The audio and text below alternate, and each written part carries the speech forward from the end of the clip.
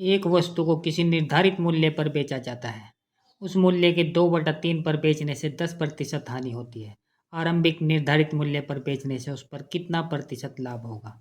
तो आरंभिक निर्धारित मूल्य को हम यहाँ पर एक ऐसी संख्या मानेंगे जो 3 और 2 5 दोनों से विभाजित हो। 3 और 5 से विभाजित होने वाली ऐसी संख्या है। 15 मान सकते हैं, 30 मान सकते हैं, 45 मान सकते हैं, 60 मान सकते हैं या 120 मान सकते हैं, कुछ भी मान सकते हैं। तो हम यहाँ पर संख्या को मान लेते हैं, वो संख्या 30 है जिस पर बेचा जाता है। निर्धारित मूल्य वो 30 है। तो इसका 2/3 मूल्य पर बेचा जाता है, तो इसका 2/3 निकालेंगे, गुणा 2/3। अब इस मूल्य पर बेचने से 10% की हानि होती है। 10% हानि से मतलब है कि 100% में को 10% कम में बेचा गया है, तो ये इसके बराबर होगा। तो इसका 2/3 निकालेंगे, 300 इसको काटा, 10 बार 10 दूनी 20, 20 बराबर हो गया यहाँ पर 100 में से 10 गया 90%। तो 20 बराबर आ गया 90%। यहाँ से अगर हम 1 निकालें तो 1 कितने के बराबर होगा? ये इसके बटा में जाएगा। अब कहा गया है कि क्वेश्चन में अगर इसको निर्धारित मूल्य पर बेचा जाए, निर्धारित मूल्य हमने यहाँ पर 30 माना है, अगर इसको 30 पर बेचें तो कितना लाभ होगा? तो 30 कितने के बराबर होगा? 30 बराबर होगा यहाँ से 1 बराबर, जब इसके बटा में जा रहा है, कम निकालते हैं तो बटा में जाता है और ज़्यादा निकालेंगे तो गुणा में जाएगा।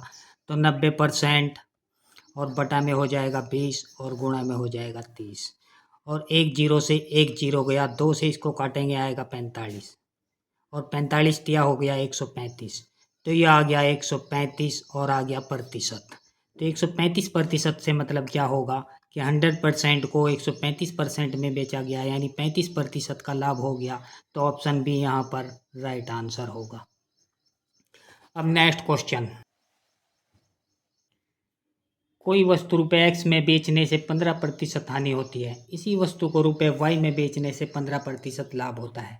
वाई माइनस एक्स तथा वाई प्लस एक्स में क्या अनुपात है?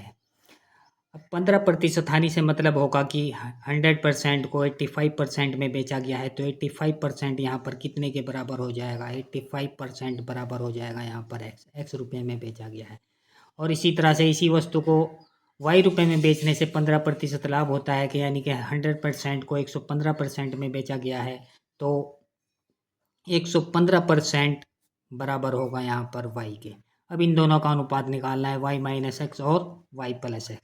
तो वाई माइनस एक्स और बटा वाई प्लस एक्स। जब वाई में से हम एक्स घटाएंगे तो 115 में से 85 गया, बचेगा 30%। और बटा में दोनों को जोड़ेंगे तो हो जाएगा 200%। प्रतिशत से प्रतिशत गया, 0 से 0 गया, यह आ गया 3/20, यानी 3:20। तो ऑप्शन सी यहाँ पर राइट आंसर होगा।